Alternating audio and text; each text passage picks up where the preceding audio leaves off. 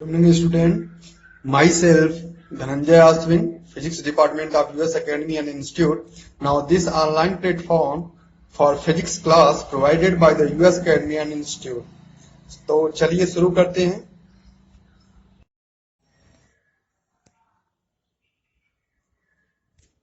So welcome back in this video lecture.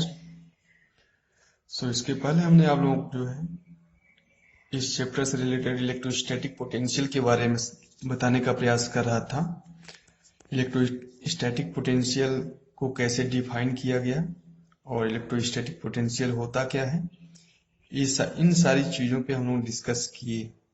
और इसमें मैं टॉपिक स्क्रीन पे आप देखिएगा जरा. मैंने इन सारे टॉपिक में जो है आपको बताया वर्क डन का पोटेंशियल डिफरेंस से कैसे रिलेशन होता है, ये बताने का प्रयास किया. Electrostatic potential due to a point charge कैसे कैलकुलेट किया जा सकता है, ये भी हमने आपको बताने का प्रयास किया. एंड पोटेंशियल डिफरेंस का कॉन्सेप्ट क्या है, ये भी हमने आपको समझाया. फिर हमने आपको बताया पोटेंशियल जो एनर्जी होता है किसी सिस्टम का, पोटेंशियल एनर्जी जो नंबर ऑफ चार्जेस से मिलकर के बना है, उसके पोटेंशियल एनर्जी को कैसे कैलकुलेट किया जाएगा, ये भी हमने आपको कैलकुलेट करके बताया. फिर हमने आपको बताया डाइपोल मोमेंट. क्या बताया? Dipole moment. डाइपोल मोमेंट में हमने सीखने का प्रयास ये किया कि कैसे electric potential, electrostatic potential on axial and equatorial point पर फाइंड आउट कैसे किया जा सकता है, ये हमने सिखाने का प्रयास किया आपको. और फिर हमने कुछ उसके बेस पे ये हमने आपको समझाने का प्रयास किया था, ये graph. Now this formula represent the electrostatic potential due to dipole moment due to dipole at any point. तो हमने उसमें दोनों केस में हमने बताया था एक्सियल पोजीशन पे थीटा का value, theta become 0, and now for equatorial position theta become 90 degree. Then hence total potential, electrostatic potential on equatorial line और on equatorial axis become 0. Okay, तो ये सारी चीजों को हम लोगों ने जिक्र किया था. आज हम लोग इसी को कंटिन्यू करेंगे नेक्स्ट की तरफ. ओके, यहाँ पे आपको बताया गया है potential due to a system of charge. तो हमने आपको एक फार्मूला बताया था. नाउ दिस फार्मूला यहाँ पे देखिएगा स्क्रीन पे, ये formula V1 plus V2 plus, okay, ये आपका एक स्केलर क्वांटिटी है, तो इसे आप मैग्नीट्यूड के टर्म में ही ऐड करेंगे with the symbol, with the sign. Algebraical sum यहाँ पे निकाला गया है. ओके, जो प्लस चार्ज होगा के कारण पोटेंशियल होगा वो प्लस पोटेंशियल होगा, जो माइनस चार्ज के कारण पोटेंशियल होगा वो माइनस तक पुट किया जाएगा. उसके बाद नेट पोटेंशियल किसी पॉइंट पे आप इजिली फाइंड आउट कर सकते हैं. ओके, तो इन सारी बातों पे डिस्कशन चल रहा था. ये आपका electrostatic potential due two point charge है, ये हमने बताने का प्रयास किया आपको. फिर हम लोग जो है आज इससे आगे जो है चलते हैं. इक्विपोटेंशियल सरफेस, ये आज हम लोगों का एक टॉपिक होगा. इक्विपोटेंशियल सरफेस, इसकी नेम से ही इसका जो बेसिक जो कॉन्सेप्ट है वो क्लियर हो जा रहा है कि एक ऐसा सरफेस प्लेन, जैसे अभी आपको मैं इसके पिछले वाले लेक्चर में हमने बताया था पोटेंशियल डिफरेंस नाम का भी कोई एक कॉन्सेप्ट होता है. यानी potential difference means potential between 2 point, यानी 2 पॉइंट पर पोटेंशियल उसका डिफरेंस निकालना है, तो उसे पोटेंशियल कर दिया, पोटेंशियल डिफरेंस.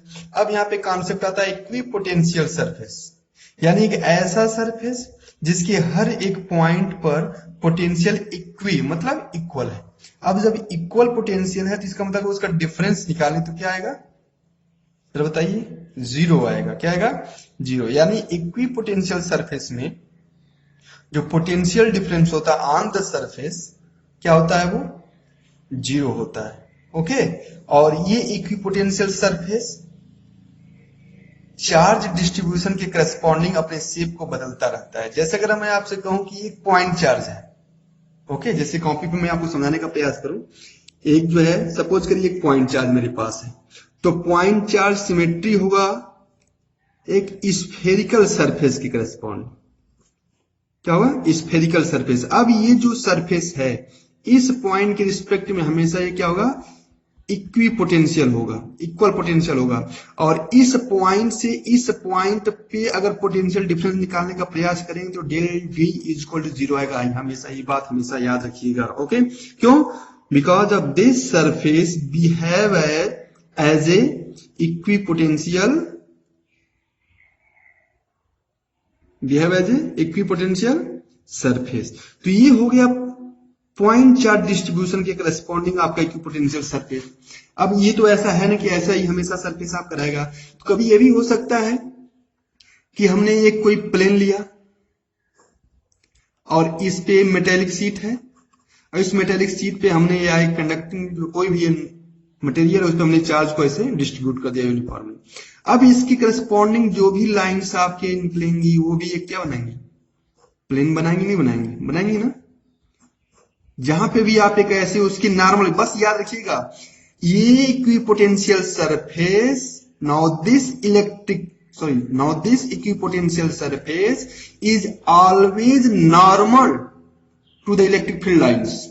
ये हमेशा उसकी नॉर्मल होती है, बात याद रखिएगा। आप अगर आपने एक ड्रॉ किया तो यहाँ पे जो इलेक्ट्रिक फील्ड लाइंस होंगी वो नॉर्मल होंगी, यहाँ पे भी जो आपकी जो है इलेक्ट्रिक फील्ड लाइंस होंगी वो नॉर्मल होंगी। ये बात याद रखिएगा हर पॉइंट पे, ये कॉन्सेप्ट है। अब सपोज करिए कि हमने क्या किया, एक सेम चार्ज ले लिया, दो बॉडी, और इसके कारण हम जो है निकालने का प्रयास करते हैं कि पोटेंशियल सरफेस क्या होगा। तो now the equipotential surface corresponding to this system of charge like this dumbbell shape.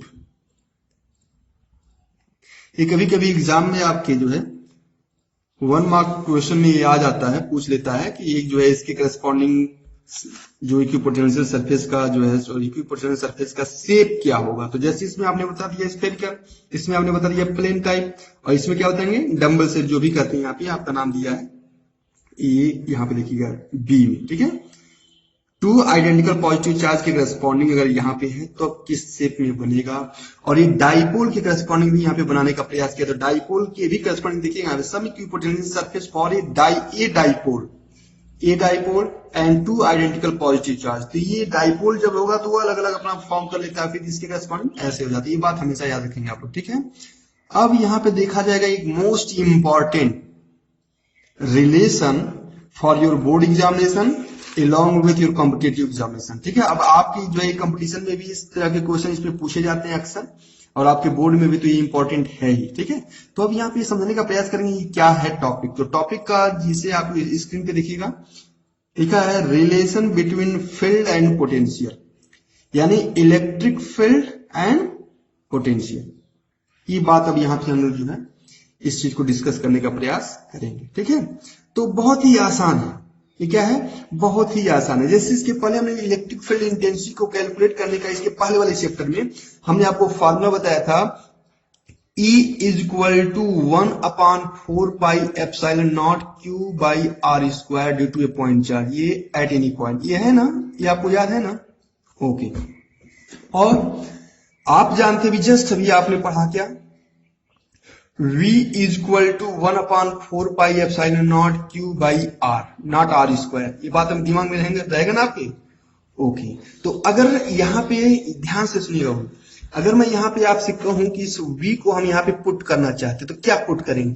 तो अगर हम यहाँ से देखेंगे इस R में, यहाँ का जो मैं लिखता हूं यहाँ देखिएगा आप, E is equal to 1/4πε0 Q/r into 1/r², r लिख सकते हैं। इस इक्वेशन को इस फॉर्म में मॉडिफाई किया जा सकता है, लिखा जा सकता है, ओके।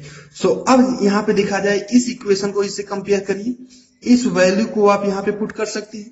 जब इस वैल्यू को यहाँ पे आप पुट करेंगे ये हो जाएगा V, यानी E is equal to V/r। अब now the change in potential difference निकालना चाहते हैं तो डेल V/del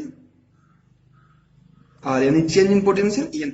अब यानी यहाँ कहने का मतलब क्या है कि रेट ऑफ चेंज या पोटेंशियल ग्रेडियंट, एक याद रखिएगा concept, potential gradient. Gradient means होता है variation of any physical quantity with respect to distance, इसको कहते हैं ग्रेडियंट। ग्रेडियंट का एक कॉन्सेप्ट है।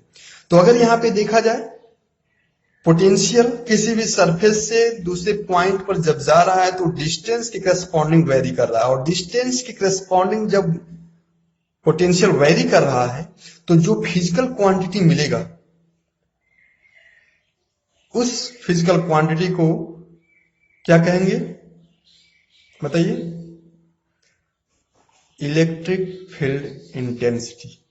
यानी आज से आपको एक और फार्मूला मिल गया इलेक्ट्रिक फील्ड इंटेंसिटी का, E is equal to del V upon del R. अब यहां पे माइनस साइन होगा। माइनस साइन क्या होगा? क्योंकि ये हमेशा जो पोटेंशियल होता है और ये एक दूसरे की नॉर्मल कंपोनेंट पे होते हैं, और नॉर्मली होने के कारण इनका जो इक्वेशन बनता है वो माइनस आता है। जैसे अभी फॉर एग्जांपल मैं आपको बताने का प्रयास करूं कि माइनस क्यों आता है, तो चलिए देखा जाए mathematically. We have V is equal to K times लिख देंगे Q upon R। Now if you differentiate this equation with respect to distance r, then we get del v upon del r, sorry capital V is equal to K and Q, both quantities are constant, so derive this thing. So here we get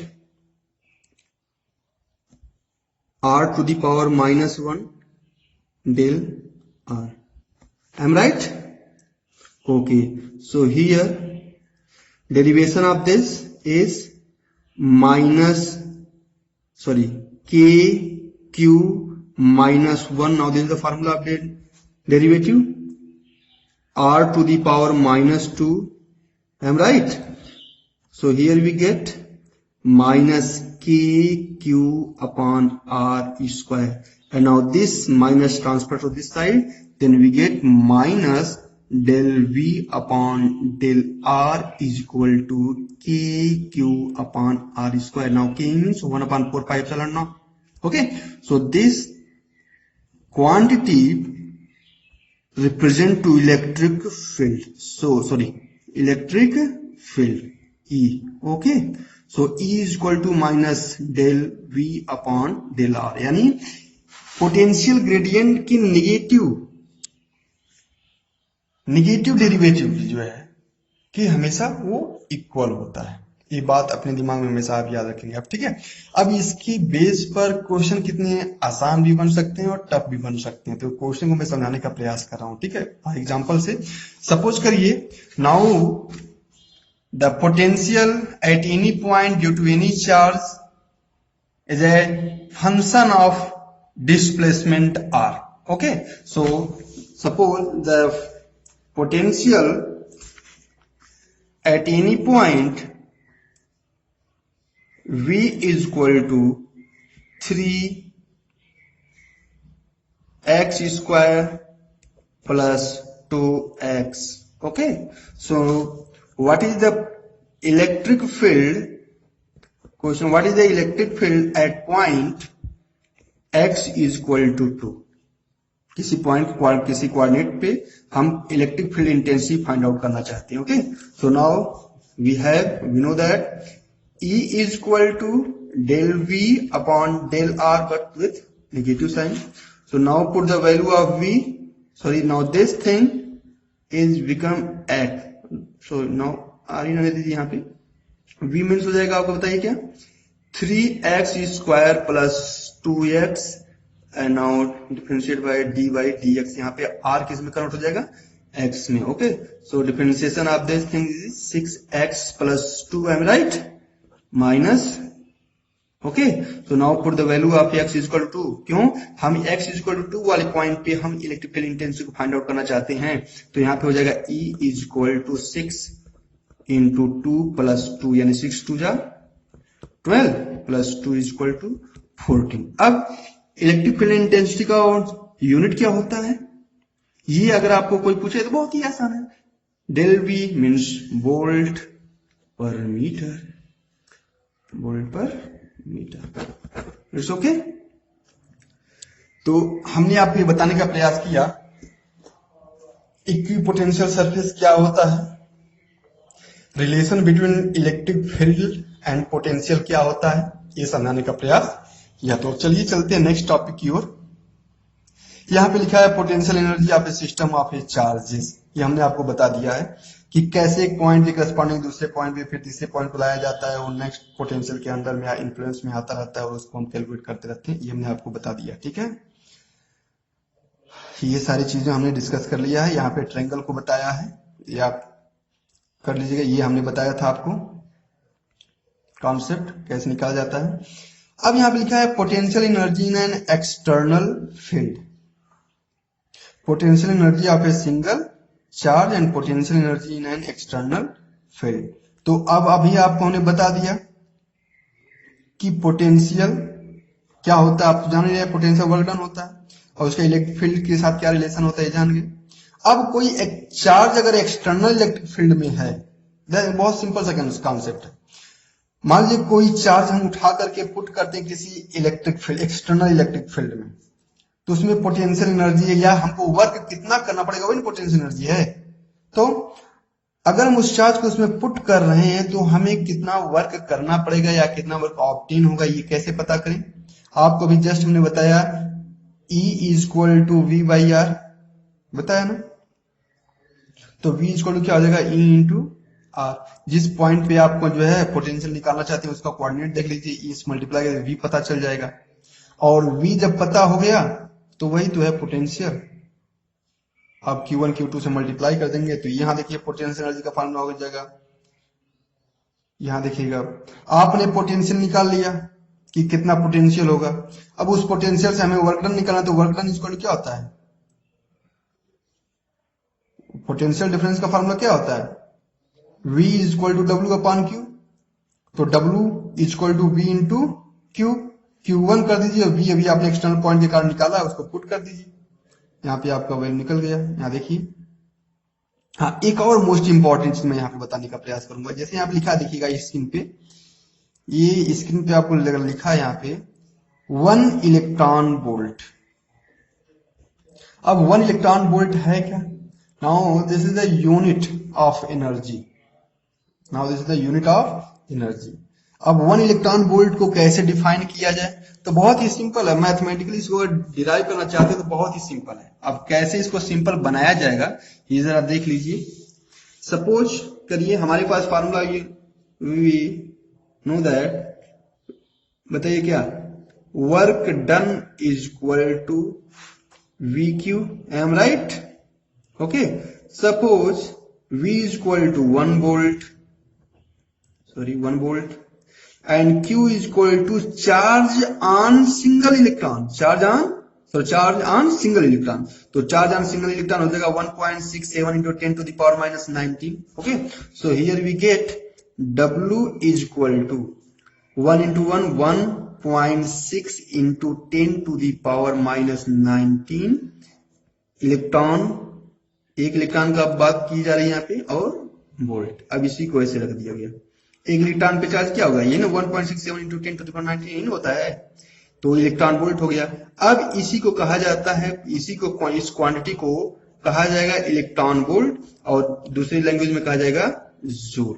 तो अब यहां से आप ये समझ लेंगे 1 electron volt is equal to 1 electron volt is equal to 1.67 into 10 to the power minus 19 joule. ये भी याद रखिएगा आप लोग, एनर्जी का क्या है, ये आपका यूनिट है, जैसे यहाँ पे मेंशन है, याद रखिएगा। ओके चलिए, और यहाँ पे बताया गया वर्क डन अगेंस्ट Q2, वही सेम कॉन्सेप्ट, Q1 Q2 को लाएंगे फिर Q3 को लाएंगे, इस तरह का कॉन्सेप्ट है। अब यहाँ पे एक आया है potential energy of a dipole in an external field. ये जानना बहुत जरूरी है, बहुत ही कॉन्सेप्ट वाली चीज है, बहुत ही कॉन्सेप्ट वाली चीज, बहुत ही आसान चीज है।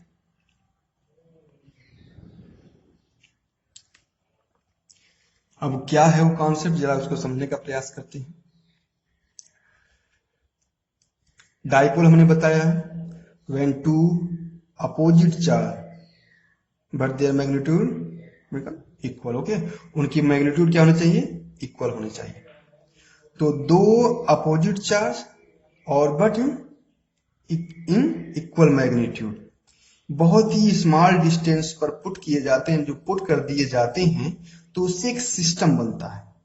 उस सिस्टम को ही क्या कहते हैं, डाइपोल कहते हैं। और उसके द्वारा जो उसमें मोमेंटम आता है, डाइपोल मोमेंटम आपको बताएगा, उसका formula dipole moment P is equal to Q into 2A बताया गया। 2A is a distance between two charges, 2A इसलिए लिया गया कि कैलकुलेशन आपका क्या हो जाता है, उससे आसान हो जाता है। तो ये तो बात आपको समझ में आती है। अब यहाँ पे एक चीज बताया जा रहा है आपको, डाइपोल मोमेंट की करस्पॉन्डिंग पोटेंशियल एनर्जी क्या होगा। जैसे आप जानते होंगे कि अगर आपको अपना हाथ, दोनों हाथ ऐसे फैला करके कहीं खड़े हो जाएं और लाइन, किसी दो लाइन के बीच में, सपोज करिए, या फिर ग्राफिकली मैं आपको समझाने का प्रयास कर रहा हूं। सपोज करिए यहाँ पे ये आपका दो क्यू है, यानी दो लाइन है स्टूडेंट का जो अपना प्रेड कर रहे हैं, जा रहे हैं। आप इस बीच में आकर के, यहाँ पे आकर के आपने अपने हैंड को ऐसे ओपन कर दिया, तो आपका क्या होगा, ये जब जाएगा तो आप इधर आएगा, फिर ये जाएगा तो इधर जाएगा, यानी आप क्या करेंगे, रोटेट करेंगे ना। ऐसे ही जब किसी डाइपोल सिस्टम को, डाइपोल को किसी electric field, external electric field में रख दिया जाता है, ध्यान से सुनिएगा, सेम प्रोसेस, जब किसी जो है डाइपोल को किसी एक्सटर्नल इलेक्ट्रिक फील्ड में रख दिया जाता है, तो आप जान ही रहे हैं, ऐसे line number of electric field line pass करेंगे, तो वो इस पे फोर्स लगाती है। क्या लगाती है, इस पे फोर्स लगाती है। अगर ये आपका प्लस है और ये तो प्लस से ही आ रही है, तो इसको रिपल करेंगे। लेकिन अगर ये वाला जो है डाइपोल अगर आपका निगेटिव है, तो ये क्या करेंगे, इसको अट्रैक्ट करेंगे। ये तो आप जान ही रहे हैं। तो ये डाइपोल सीधा ना रह करके क्या हो जाएगा, वैसे टिल्ट हो जाएगा, ऐसे क्या हो जाएगा, रोटेट कर जाएगा। रोटेट कर गया, इसका मतलब वो सिस्टम कुछ वर्क किया है due to external electric field. अब कितना वर्क किया है ये कैलकुलेट करने के लिए आपका बेसिक कॉन्सेप्ट जो है ना, बहुत ही बच्चों वाला concept, force is work done is equal to force into displacement, ये तो जानते हैं आप। लेकिन आज मैं आपको बहुत ही स्टैंडर्ड एक कॉन्सेप्ट बताने जा रहा हूं, एक बहुत ही एनालॉगस चीज है, ये बहुत जो है समानता है जो है इसमें। क्या है जरा देखिएगा, जब आपका स्ट्रेट जो है लीनियर फोर्स के कारण मोशन होता है स्ट्रेट, तो जान रहे स्ट्रेट लाइन में मोशन कैसे होता है, लीनियर फोर्स के द्वारा। लेकिन अगर कहीं जो है बॉडी रोटेट कर रहा है, तो रोटेशन ड्यू टू क्या होता है, टार्क होता है। किसी भी बॉडी में जो रोटेशन डेवलप होता है किसके कारण होता है, टार्क के कारण होता है। और टार्क जो है, इस केस में जो टार्क होता है वो फोर्स के इक्विवेलेंट होता है, ये बात याद रखिएगा। टार्क मीन्स फोर्स, बस इतना जानिएगा, टार्क मीन्स फोर्स। बट उसमें एक टेंडेंसी होता है जो बॉडी को रोटेशन देता है, जो बॉडी को क्या देता है, रोटेशन। ये आपका लीनियर मोशन देता है और ये रोटेशन देता है। अब आप जानते हैं अगर कोई बॉडी रोटेट करता है तो उसमें लीनियर डिस्प्लेसमेंट नहीं होगा, एंगुलर डिस्प्लेसमेंट होगा। तो अगर आपने जान लिया कि रोटेशन के केस में फोर्स जो होता है वो टाउ होता है, टार्क होता है, और जो डिस्प्लेसमेंट आप जो लिखते थे पहले, डी लिखते थे या आर लिखते थे, यहां पे डिस्प्लेसमेंट थीटा। तो अगर मैं बाबू यहां आपसे कहूं कि वर्क डन का फार्मूला इस जो फार्मूले के करस्पॉन्डिंग क्या होगा, तो फोर्स का रोल कौन प्ले कर रहा है, टार्क, और डिस्टेंस का, डिस्प्लेसमेंट का कौन कर रहा है, थीटा। तो work done is equal to क्या आ जाएगा, जरा बताइए, बहुत simple, work done is equal to क्या आ जाएगा, tau into theta. Now this is the basic concept to calculate the potential energy stored in a dipole due to external electric field। तो अब यहां पे हमने जान लिया ये कि हमें यही फार्मूला लगाना है कैलकुलेट करने के लिए। तो आप स्क्रीन पे देख रहे होंगे, ये स्क्रीन पे देख रहे हैं, tau is equal to P cross E. क्यों लिखा गया है, नाउ द डाइपोल मोमेंट, यहाँ पे पी क्लास ई लिखा गया है ना, अभी मैं आपको बताऊंगा, कंफ्यूज होने की जरूरत नहीं है। टाउ को हमने डायरेक्ट यहाँ लिख दिया, टाउ को work done equal tau D theta लिख दिया, ठीक है, घबराने की जरूरत नहीं है।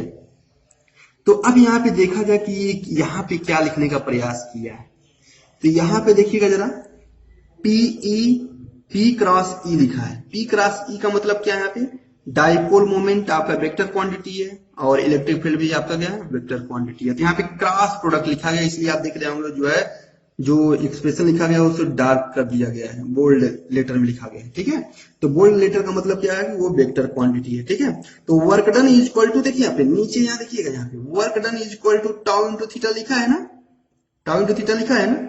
और tau electric field, tau is equal क्या होता है ये बताइए? टाउ फोर्स होता है, लेकिन इलेक्ट्रिक फील्ड के केस में tau is equal to P cross E होता है, पीई होता है। ये बात याद रखिएगा हमेशा आप। ठीक है, कि tau is equal to PE, तो पीई के उस वैल्यू को यहाँ पे टाउ के जगह पुट किया जाएगा।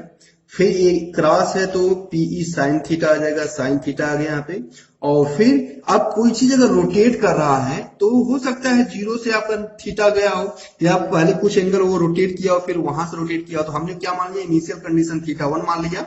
और फिर आप स्क्रीन पे देख रहे हैं, फिर आपको यहाँ पे दिखाया गया है कि लोअर लिमिट यानी initial condition of dipole theta 1 and final condition is theta 1 theta 2 यहाँ पे लिखा गया, थीटा 0 थीटा 1 लिख दिया। ठीक है, तो अब यहाँ पे इसे इंटीग्रेट किया, sine theta, sorry sine theta का इंटीग्रेशन क्या होता है? cos थीटा होता है, और cos थीटा का लोअर और अपर लिमिट रखा गया है PE cos theta 1 theta 0 minus theta 1, ये आपको थीटा 0 नहीं कहते, थीटा नॉट कहते हैं। ठीक है, ये आपको एक्सप्रेशन मिल गया। ओके, अब यहाँ पे समझने का प्रयास करिएगा, यही कॉन्सेप्ट हमने आपको समझाने का प्रयास किया है।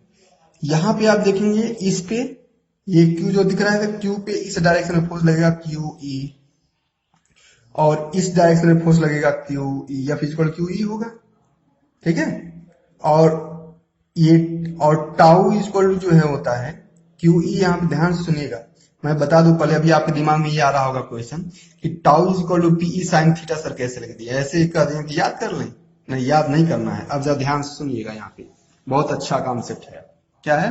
बहुत ही अच्छा कॉन्सेप्ट है। ठीक है, तो जरा देखिए क्या है टाउ, क्या है आपको बताइए जरा। है टार्क जानते हैं ना, क्लास 11 में बताया गया क्या? Force into distance. लेकिन वो जो डिस्टेंस होता है कौन सा डिस्टेंस होता है? Perpendicular distance between two force.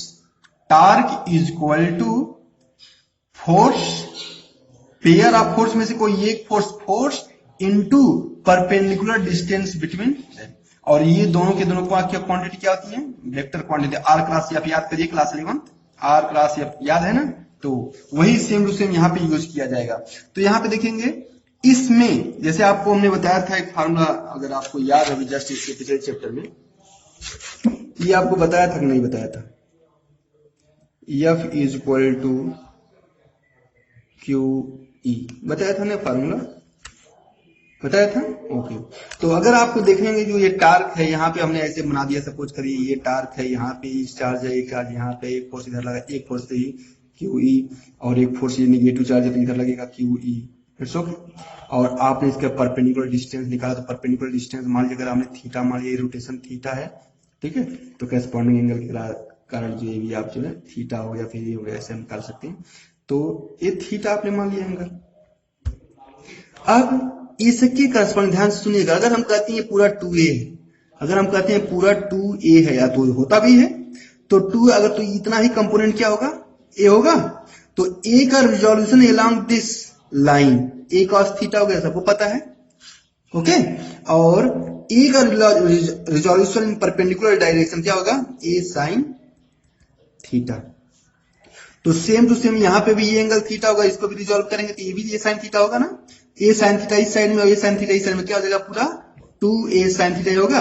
और आप जानते हैं टार्क का फॉर्मूला होता है tau is equal to force into perpendicular distance between two forces, ये होता है ना। तो ये हो जाएगा आपका फोर्स हो गया QE, तो आप जान ही रहे हैं। और ये जो आया है डिस्टेंस कितना है? a साइन थीटा दो बार, तो क्या आ जाएगा? 2a sine theta, 2a sine theta. तो अब यहाँ पे आप जानते हैं Q इंटू 2a क्या हो जाता है? डाइपोल मोमेंट, हो गया PE sine theta. Tau is equal to PE sine theta. देखिए पेन खत्म हो गया, नहीं चल रहा है। चलिए, तो tau is equal to P E sine theta कैसे आया है ये दिमाग में क्लियर हुआ? कोई भी चीज रटना नहीं है, ये बात याद रखिएगा, ठीक है। तो आज हमने आपको टार्क के केस में बताया और क्या उसका फार्मूला हो सकता है, कैसे क्या किया जा सकता है, ये हमने बताया। अब इलेक्ट्रोस्टैटिक कंडक्टर यहाँ पे दिया है, कुछ उसके टॉपिक दिए हैं। Inside a conductor electrostatic field is zero, ये बात हमेशा है, बहुत ही इंपॉर्टेंट चीज है, इसका आपके डेली लाइफ में एप्लीकेशन भी है। आप कहीं भी देखते हैं लाइटनिंग होती है, जो बहुत तेज इलेक्ट्रिसिटी जो है थंडरिंग होता है तो इलेक्ट्रिसिटी आता है ना, गिरता है ना अर्थ पे। तो उस केस में आप अगर गाड़ी में रहते तो बच जाएंगे सेफ, क्योंकि अगर वो आपका मेटेलिक जो सीट होता है, मेटल के इनसाइड में इलेक्ट्रिक फील्ड जीरो हो जाता है, कहीं भी किसी से आता है। तो इस तरीके से डैमेज, आसमान में हवाई जहाज प्लेन में एरोप्लेन उड़ रहा है, अचानक लाइटनिंग हुआ किसी कारणवश, उसमें जो पैसेंजर होते हैं सेफ बच जाते हैं। क्यों? उसका जो मेटल का फ्रेम होता है, मेटल का फ्रेम के अंदर इलेक्ट्रिक फील्ड क्या होता है? जीरो होता है। और एक क्यों होता है? शिल्डिंग इफेक्ट होता है। क्या होता है? शिल्डिंग इफेक्ट होता है, ठीक है।